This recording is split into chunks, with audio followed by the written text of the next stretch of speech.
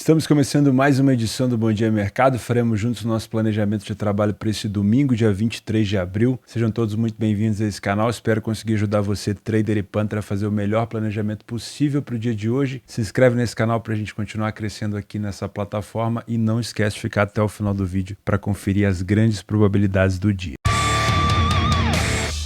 Antes da gente começar, eu quero lembrar você que a minha parceira Betfair disponibiliza R$2 de bônus no sábado e no domingo, totalizando R$4, R$2 por dia, para novos e antigos clientes da Betfair para você fazer a sua fezinha. Então, se você não tem conta na Betfair, clica ali em novo cliente, e se você já tem conta na Betfair, clica ali em cliente existente para você ter acesso ao bônus. Lembrando que ele não é cumulativo e ele expira em 24 horas. Então, todo sábado e todo domingo a Betfair vai te dar R$2 por dia para você aproveitar o final de semana. Clica no link aqui na descrição e aproveita. Às 11h45 da manhã, o líder Feyenoord enfrenta o Utrecht, uma cotação próxima de 1,40, uma rodada que pode praticamente definir o campeonato holandês. São 8 pontos de distância do líder Feyenoord para o Ajax e para o PSV, e o Feyenoord pode decretar o título nessa 30ª rodada, enfrentando o 7º colocado. Não é um time fraco, não é um time muito frágil, inclusive é um time com um ataque fora de casa bem agressivo, mas é um Feyenoord que vem eliminado da Europa League, foi eliminado pela Roma nas quartas de final, já havia sido eliminado da Copa da Holanda, então só tem o campeonato holandês para se focar e deve vir com bastante pressão e também com o apoio da torcida para esse jogo, porque não fez um jogo tão ruim contra a Roma, conseguiu empatar no final, antes de sofrer o segundo gol do Dybala, levou o jogo para prorrogação e aí, obviamente, com um homem a menos, acabou tendo mais dificuldade, acabou perdendo, ficou até um placar de goleada, mas até a metade da prorrogação, o Feyenoord conseguiu dar bastante trabalho naquela reedição da final da Conference League contra a Roma. Utilizando o PDF de apoio, a gente consegue ver que o Feyenoord tem bastante vitória dentro de casa, mas não tem tanta iniciativa em relação a sair na frente do placar. Menos de 60% das vezes que ele jogou em casa, ele conseguiu abrir o placar. É um time que falha pouquíssimo em marcar e fica metade dos jogos sem sofrer gol. Então eu consigo elogiar a parte ofensiva e também elogiar muito a parte defensiva no campeonato da Holanda, onde a maioria dos times fortes tomam bastante gols. O Feyenoord consegue ser um time um pouco mais tranquilo defensivamente. Porém, o Utrecht, como eu falei ali atrás, ele não é um time frágil. Inclusive, fora de casa, é uma equipe que marcou 30 gols em 14 jogos, né? Então, falha pouquíssimo em marcar, só que, obviamente, é cobertor curto. Faz bastante gol, mas sofre bastante gol também. Em relação a ter iniciativa, quase que equipara o que o Feyenoord faz em casa. Então, isso pode ser um risco para você que vem trabalhar, talvez, primeiro tempo, né? Se você vem cercando só o Feyenoord aqui na primeira etapa, pode ser um pouco mais complicado. Mas, no geral, acredito que defensivamente o Feyenoord acaba se destacando um pouco mais. E aí, óbvio, a parte ofensiva vai ser o diferencial desse jogo. No primeiro tempo, o Feyenoord vence mais, perde menos, um pouco menos, e sofre bem menos gols. Mas a gente consegue ver que o Utrecht consegue equiparar em relação ao número de gols marcados, e o número de derrotas do Feyenoord é bem parecido com o número de derrotas do Utrecht. Então, para mim, apresenta-se um risco mais alto por aqui. No segundo tempo, o Feyenoord tem um número de vitórias ainda maior, corrige defensivamente a questão de derrotas e melhora ainda mais o desempenho defensivo em relação a gols sofridos. Passa a marcar mais gols, porém, de novo, o Utrecht marcando muito gol, sofrendo muito gol, só que aqui eu tenho o Utrecht vencendo ainda mais. Então passa a ser um time ainda mais kamikaze. Ou vence ou perde, porque o número de derrotas também aumenta consideravelmente. Se você é trader, a situação é mais complicada do que parece, porque uma cotação de 1,40 geralmente indica uma equipe favorita que vem para dominar completamente o jogo e deixar o seu adversário mais compactado lá atrás, mas provavelmente o Utrecht não vem para jogar só postado. Não é uma equipe que está ameaçada de rebaixamento, é uma equipe que briga aqui por playoff de Conference League, tem uma distância bem considerável para o 8º colocado, que é o Alsbeek ali com 38 pontos, então são 7 pontos de diferença. Não faz muita diferença para o Utrecht se ele vai perder ou ganhar em relação à classificação, porque o Twente, que é o 6º colocado, também já está ali com 6 pontos de diferença. Então é uma equipe que vem para ser, na minha opinião, mais um jogo kamikaze, vem para fazer mais um jogo kamikaze. Ou seja, não vai só se defender. E vendo os números ofensivos dessa equipe, me passa a impressão de que não vai ser uma equipe que vai ficar só postada lá atrás. Então você tem que ter uma leitura muito afiada. Se vem para trabalhar o back Feyenoord, encontra janelas de superioridade, foca na leitura por aqui, toma cuidado porque é um domingo de vários jogos, que provavelmente vai tirar a sua atenção. Foca por aqui para você conseguir encontrar os bons momentos para estar a favor. Porque as situações de gol e contra-ataque do Utrecht podem ser frequentes e eminentes, tá? Se você é punter, eu gosto muito de pensar nessa vitória do Feyenoord nos 90 minutos. Porque se eu tenho um adversário do outro lado, que é mais kamikaze, que vem para cima, que não tem medo, que faz gol também, mas que tem uma defesa extremamente vazada, provavelmente o fato do Feyenoord ter uma defesa mais organizada pode ser o fator de balança desse jogo. Então, na minha opinião, nos 90 minutos é mais interessante ficar de olho nessa vitória do Feyenoord do que você pensar, por exemplo, numa vitória no primeiro tempo. Eu imagino o Utrecht marcando primeiro e obrigando o Feyenoord, por exemplo, a virar o jogo, e pode ser que essa virada não aconteça na primeira parte, tá? E pelo fator necessidade, por mais que o Feyenoord já tenha 8 pontos de diferença, como o Ajax e PSV se enfrentam, que são os dois postulantes a tentar tirar esse título do Feyenoord, mesmo que seja uma situação bem hipotética, como as duas equipes postulantes se enfrentam, como existe uma grande possibilidade da gente até ter um empate por aqui, se o Feyenoord vencer esse jogo, ele praticamente define o campeonato holandês. Em relação ao mercado de gols, gosto demais também nos últimos jogos entre eles. Somente em uma situação a gente não teve ambas marcas. Provavelmente a gente vai ter uma odd mais esmagada. 1,75 até que não. É uma cotação bem interessante para ambas marcas por aqui. E também penso muito no over 2,5. Mas eu pegaria esse 2,5 no live, principalmente se o Utrecht sair atrás do placar, porque já que é uma equipe que vai para cima, a gente pode ter o Feyenoord aproveitando e pode acabar virando, por mais que o Feyenoord tenha vindo de uma eliminação, pode acabar virando um jogo festivo, dependendo de como o Feyenoord conduzir essa situação ofensiva.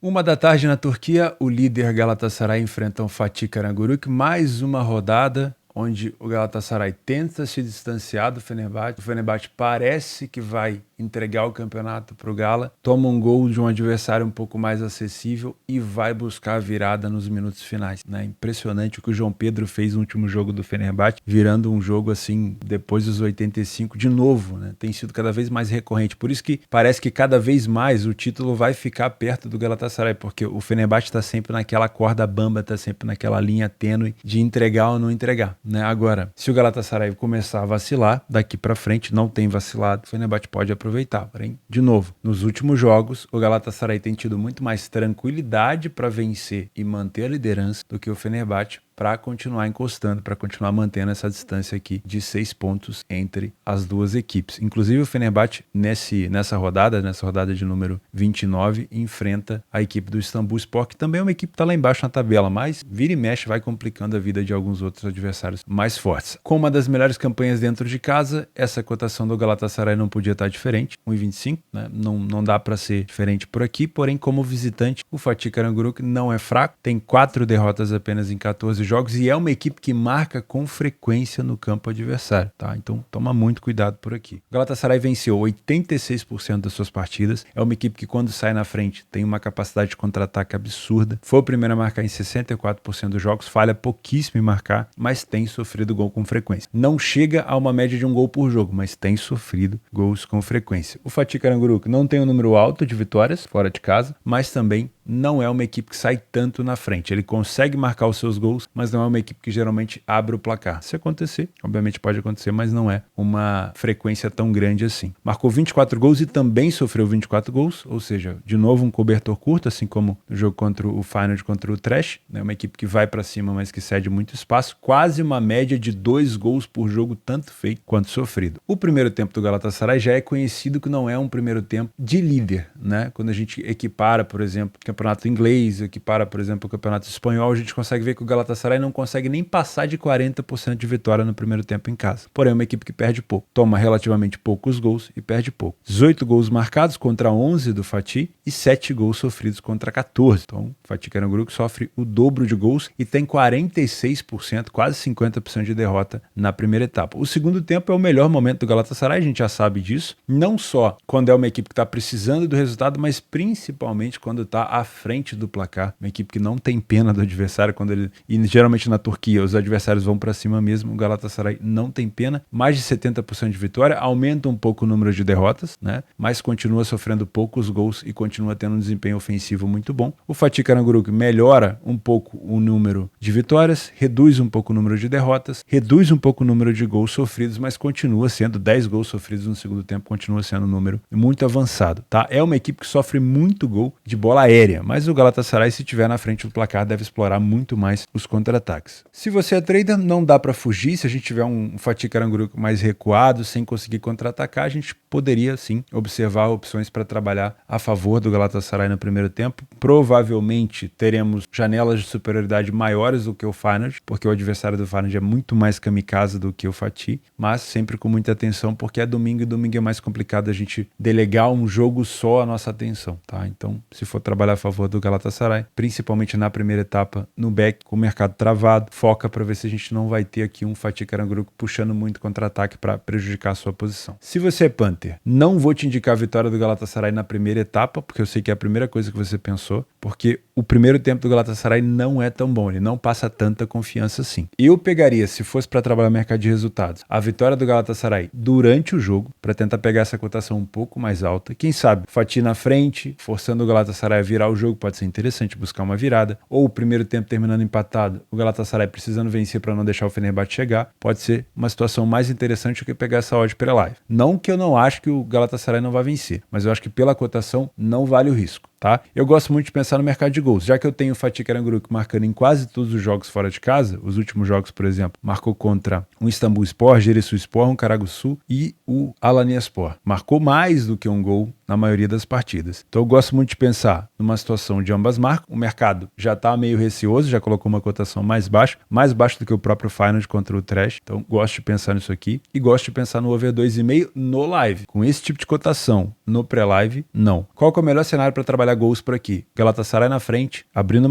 o placar no primeiro tempo e indo para o segundo tempo em vantagem. Aí sim, tentar buscar pelo menos 2 gols na segunda etapa pode ser bastante interessante. Muito cuidado para trabalhar a favor do Galatasaray seco aqui com essa cotação baixa e a favor do Galatasaray no primeiro tempo, porque o adversário pode sim complicar a vida dele por aqui. Às 2 horas da tarde em Portugal, o Benfica enfrenta o Estoril com uma cotação extremamente esmagada e aqui existem diversos motivos para essa cotação estar aqui. Primeiro deles, obviamente, é a fragilidade do adversário. O Estoril está beirando a zona de rebaixamento e ameaçado. Como visitante, tem 3 vitórias apenas e tem uma das piores defesas fora de casa. Porém, não passa só pelo Estoril, passa também pela situação do Benfica, que se viu eliminado de uma Liga dos Campeões. Não vou dizer que foi uma zebra, porque a gente tem que respeitar a equipe da Inter. A Inter molda muito os seus jogos, molda muito os adversários, eliminou o Porto, que é o adversário do Benfica nessa competição, e eliminou o próprio Benfica, vai enfrentar o Milan. Mas um Benfica que vacilou muito entre esses jogos de Liga dos Campeões, que foi numa derrota direta para o Porto e numa derrota entre o jogo 1 e o jogo 2 contra a Inter para o Xavi. E ali foi um vacilo porque era um jogo onde o Benfica pressionou até o final para vencer, o jogo parecia que ia para um 0-0, parecia que ia ser um empate, por mais que fosse um empate ruim para o Benfica, um ponto já não era tão ruim assim, ele acabou perdendo com uma falha defensiva e aí a situação ficou crítica. Por quê? O Braga ainda tem um confronto direto com o Benfica, venceu o seu jogo ontem contra a equipe do Casa Pia. O Porto vai jogar nesse sábado, estou gravando esse vídeo agora no sábado, o Porto vai jogar ainda, se eu não me engano, nessa tarde. E a possibilidade do Porto vencer também é alta, o Porto poderia chegar a 70 pontos. Então ficaria a 1 ponto do Benfica. Então a situação do Benfica é muito complicada, com 2 derrotas seguidas na competição. Tem a eliminação da Champions, mas que eu acho que já foi superado. O Benfica caiu ali de pé, 3-3 fora de casa. Eu acho que o jogo de ida em casa na Luz é que não foi tão bom, mas tem uma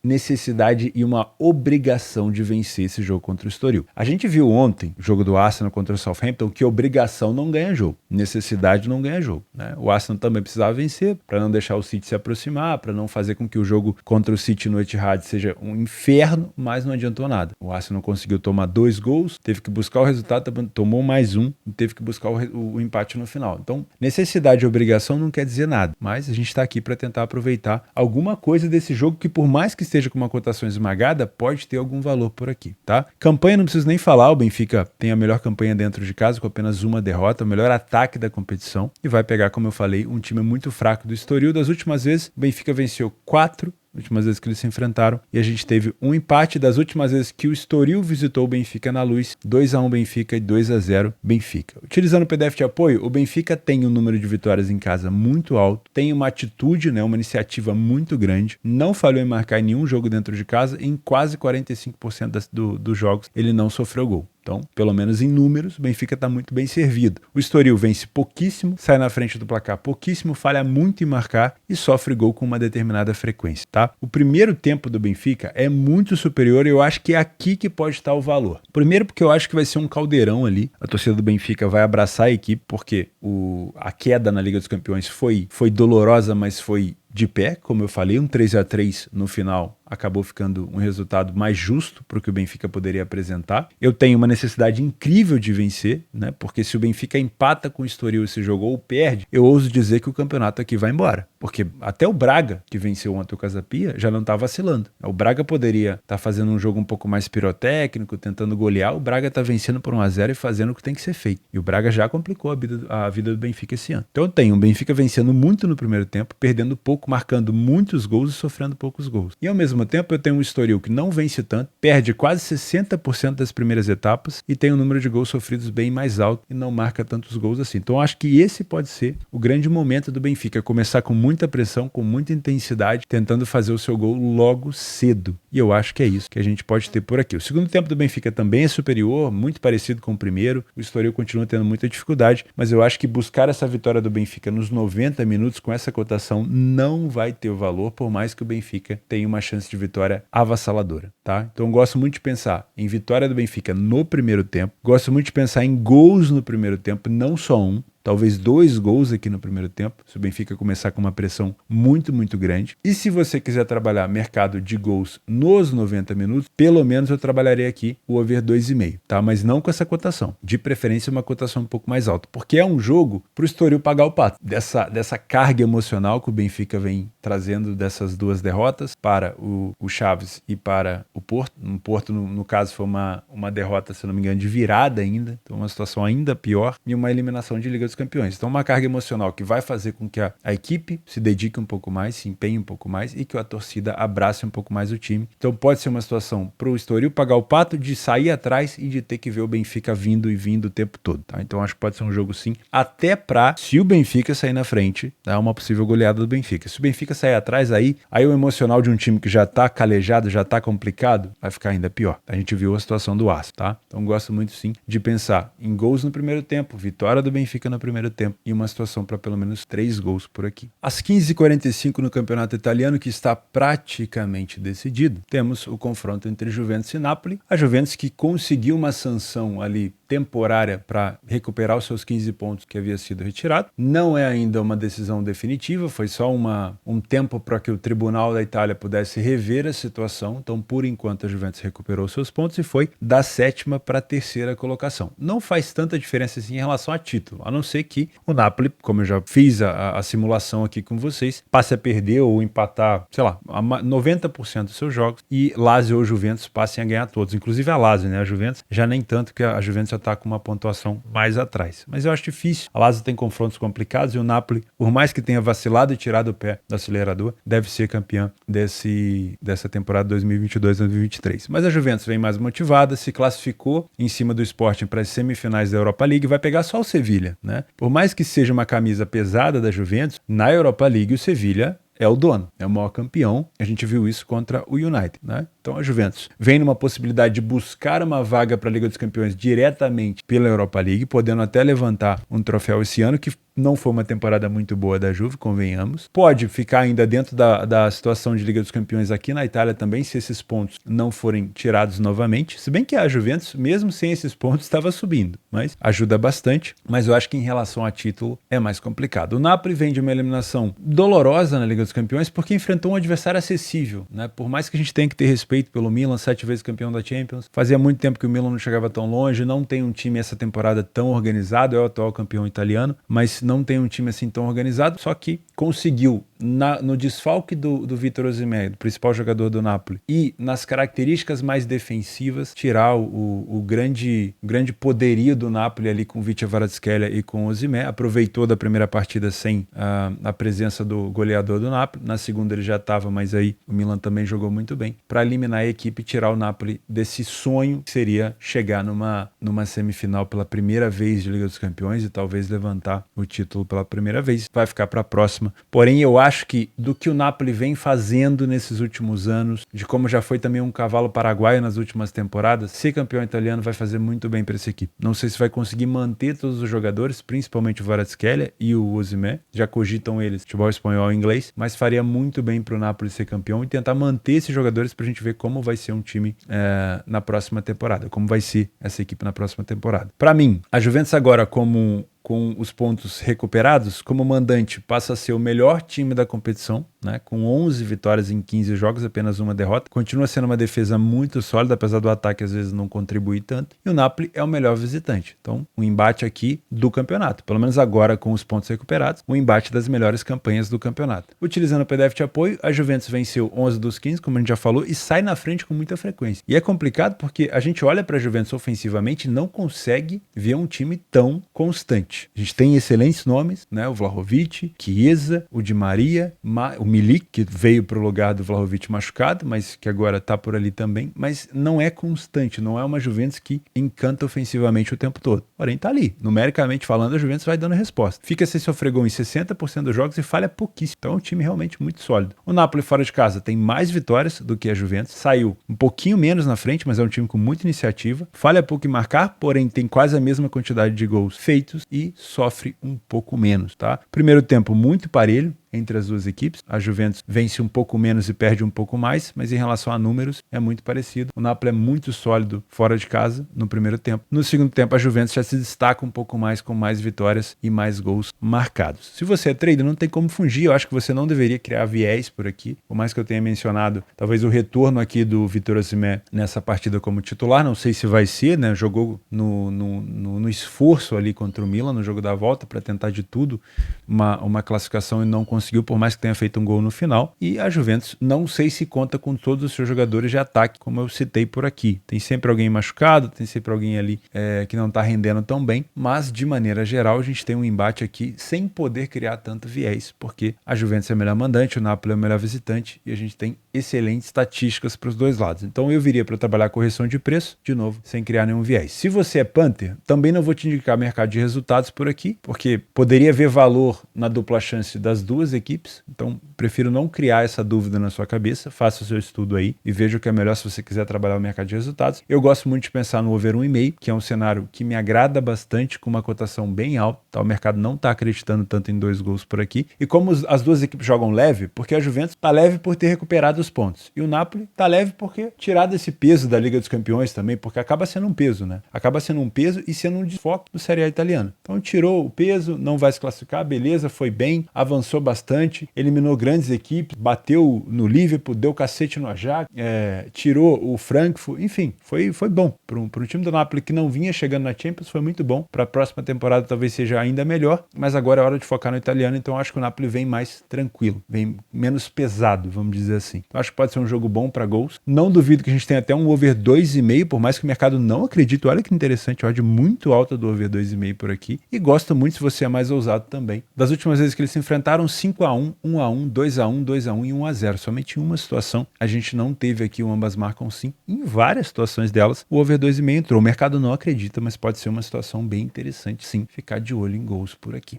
Nos jogos para gols desse domingo, às 8 horas da manhã, na terceira divisão da Alemanha, o Meppen enfrenta o Saarbrücken. O Meppen que está disputando aqui contra o rebaixamento. É uma chance difícil de escapar, já que é o lanterna, e vai disputar contra o Saarbrücken, que está quase dentro de uma zona de classificação, pelo menos ali para um playoff, disputando contra o antepenúltimo da Bundesliga 2. Está um ponto de diferença do Osnabrück, precisa vencer, então acho que é um jogo interessante para ficar de olho em gols por aqui. O over 2,5 entrou em 8 das últimas 10 do Meppen, e o over 1,5 em 10 das últimas 10 do Saarbrücken. Acho que o over 1,5 pode ser mais interessante do que o 2,5. Mas como é uma situação de desespero, principalmente para o Meppen, a gente pode ter sim uma incidência de mais gols por aqui. Na segunda divisão, esse é um jogo extremamente importante para o Heidenheim. O Heidenheim está disputando diretamente com o Hamburgo a segunda colocação, para ver quem sobe direto ou quem fica ali com uma vaga de playoff, a chamada relegation, né? Para quem vem da Bundes 1, a promoção para quem está na 2. O Fortuna Düsseldorf perdeu hoje para a equipe do Nuremberg por 2-0 e praticamente praticamente fica de fora, né? São 7 pontos de distância para o Heidenheim agora. O São Paulo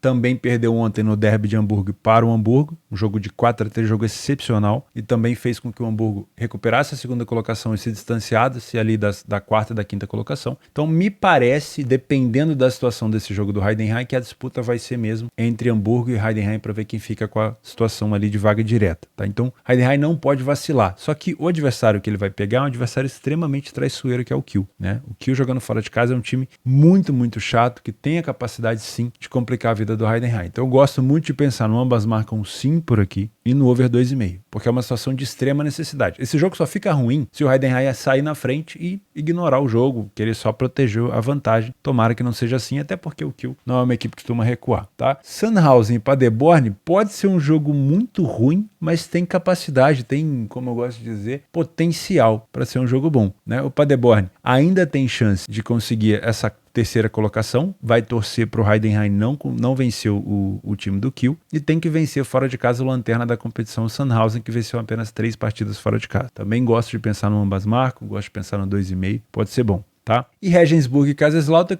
eu sempre gosto de trazer porque é uma equipe que adora fazer jogos pirotécnicos, também tem uma remota chance de classificação com 43 pontos, mas é bem mais complicado, são 11 pontos de diferença para o Heidenheim. Para tirar isso daí em 6 rodadas vai ser bem complicado, e o time do Regensburg, na minha opinião, essa temporada merecia cair. Já foi líder nas temporadas passadas, mas só vem caído, tá embalado, morro abaixo, como a gente diz. Então acho muito difícil da gente ver um Regensburg escapando desse rebaixamento. Tomara que o Kaiserslautern complique ainda mais a vida dele, porque é uma equipe que, na minha opinião, já merecia estar na terceira divisão. O PSV com o Ajax, os últimos jogos entre eles, sempre situações de gols, de ambas marcam, de over 2,5. Então eu trouxe mais uma situação mais de gols do que uma análise mais profunda para match odds, porque é uma situação onde o Feyenoord praticamente já é campeão e esses dois estão disputando aqui quem fica com a segunda colocação. Então pode ser um jogo mais aberto, né? Sem tanta preocupação, talvez, defensiva. Tá? Então gosto muito de pensar numa situação de ambas marcam e também de over 2,5, até com gols no HT. Na Turquia, o Adana Demirspor vai enfrentar o Kayserispor, que é um kamikaze, adora ir pra cima, over 2,5 nos últimos 8 de 10, então não vou ficar fora disso também, acho que pode ser interessante buscar ou over 1,5 ou 2,5 e também gols no HT. E por último, o Leverkusen, classificado para as semifinais da Europa League, vai enfrentar a Roma, excelente confronto, vai ser muito bom ver qualquer um dos dois que for para a final, vai ser interessante, tá? Vai ser bem interessante ver, porque eu acho que é merecedor o trabalho que o Mourinho vem fazendo na Roma,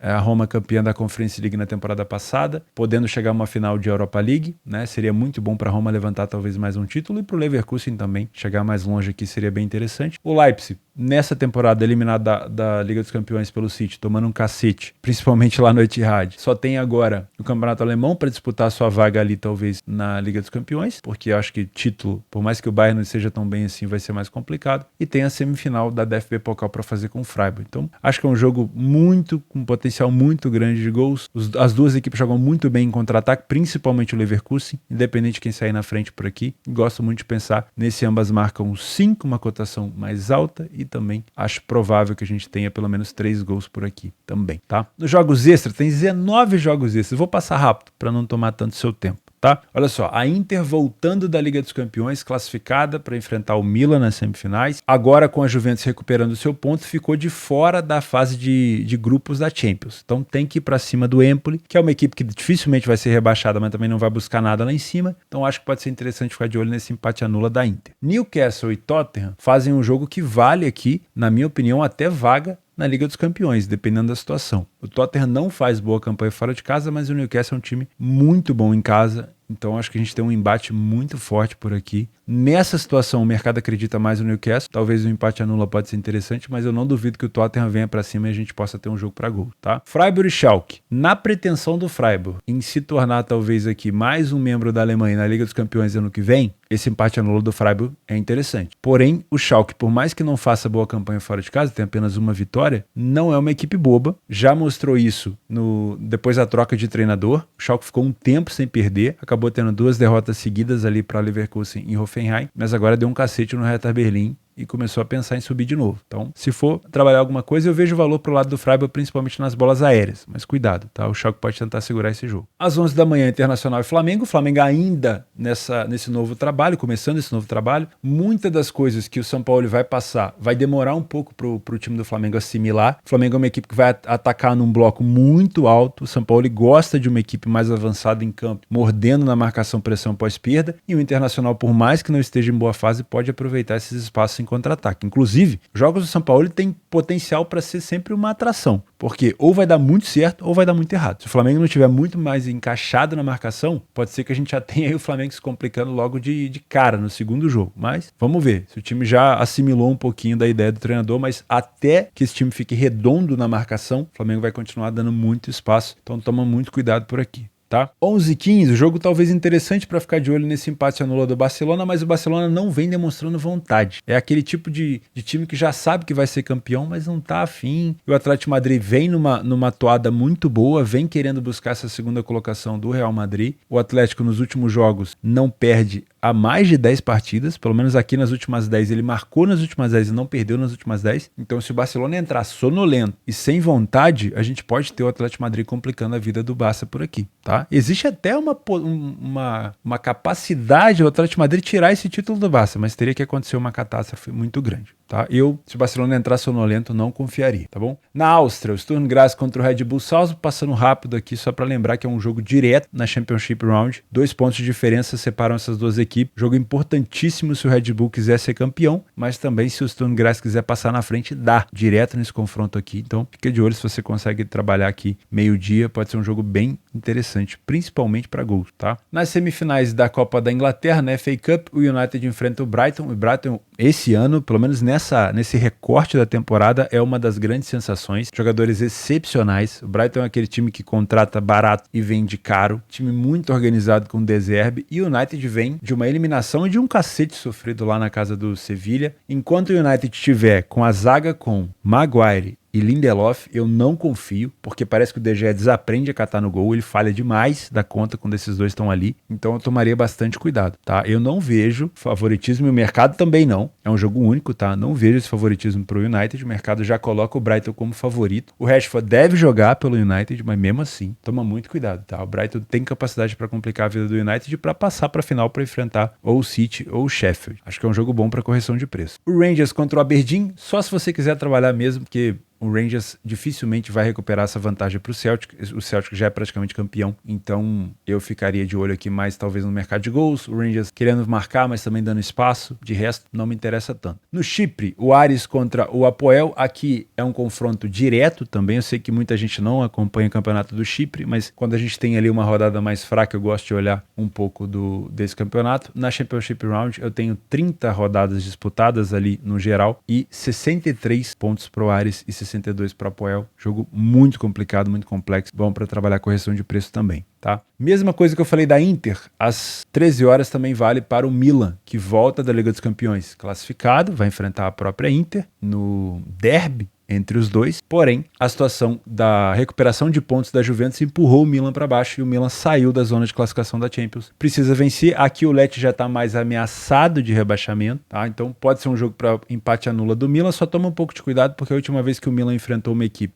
ali debaixo da tabela, precisando vencer, foi o Empoli, ficou 0-0. Teve um gol de mão no lado do Giroud, mas ficou 0-0, tá? Mas se o Milan estiver motivado, principalmente agora com essa classificação, se sair na frente, pode acabar judiando do Lecce. O problema aqui é o Lecce sair na frente e recuar, tá? Na Grécia, PAOK e Panathinaikos, ainda tem chance do PAOK tentar buscar essa diferença de 9 pontos, mas é muito complicado, então o foco maior desse jogo tá no Panathinaikos, que tem a mesma pontuação do AEK. Inclusive, já passando aqui para aproveitar para lembrar, ó, Olympiacos e AEK se enfrentam, o Olympiacos vacilou nas últimas rodadas, deixou o AEK se distanciar, então eu acho que esse título tá cada vez mais próximo do AEK ou do Panathinaikos, mas o Olympiacos pode atrapalhar um pouquinho essa vida aqui do time do AEK. 2h30, Borussia Mönchengladbach e Union Berlim, duas equipes que não vivem boa fase, nem o Gladbach tanto dentro de casa quanto o Union Berlim fora. Não é uma fase de se jogar fora, mas não é tão boa como já foi nas temporadas passadas. Eu olharia mais para correção de preço, tá? Não olharia tanto para gols assim, não. O Union tá mais focado agora no campeonato alemão. Pode ser que segure se sair na frente um resultado. O Gladbach é muito mais time quando sai na frente, quando sai atrás fica completamente perdido.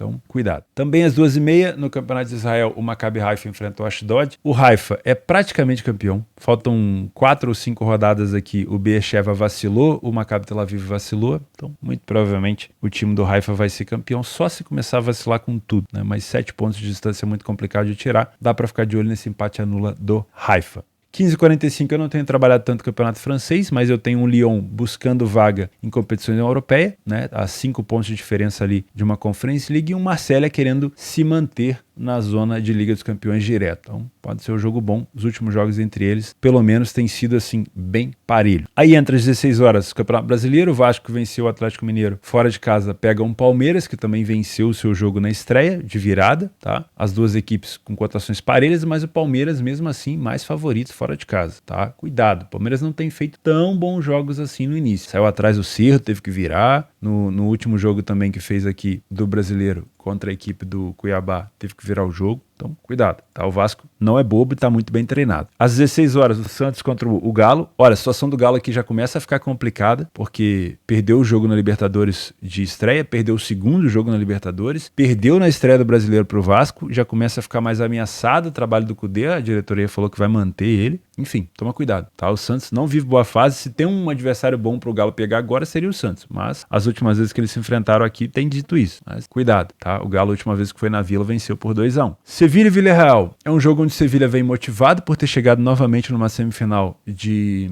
Europa League, talvez para se distanciar um pouco mais da zona de rebaixamento, e o Villarreal tentando buscar uma Liga dos Campeões, já que o Betis, pelo menos nesse momento que eu tô gravando agora, ó, o Bahia vai fazer um gol aqui, ó. Pelo menos nesse momento, olha lá, ó, o Betis perdeu pro Sassuolo por 3-2. Um adversário que não brigava por quase nada, o Betis conseguiu se complicar. Então, sim, existe vida aqui pro Villarreal ainda, existe chance pro Villarreal sonhar com essa Liga dos Campeões, ou até mesmo com uma Europa League. Então, cuidado, mas é um Sevilha que, na minha opinião, chega um pouco mais motivado. E por último, Corinthians contra o Goiás. O Cuca assumiu o Corinthians agora, não deve ter dado nenhum treino ainda, muito cedo para falar alguma coisa. Por enquanto, a gente ainda tem um Corinthians mais desorganizado, tá? Para mim é um jogo mais para correção de preço do que para pensar em vitória do Corinthians nesse momento, até porque o Goiás em casa costuma ser bem chato. Vou ficando por aqui, muito obrigado pela companhia, pela audiência, um grande abraço para vocês, ficar com Deus e até segunda-feira.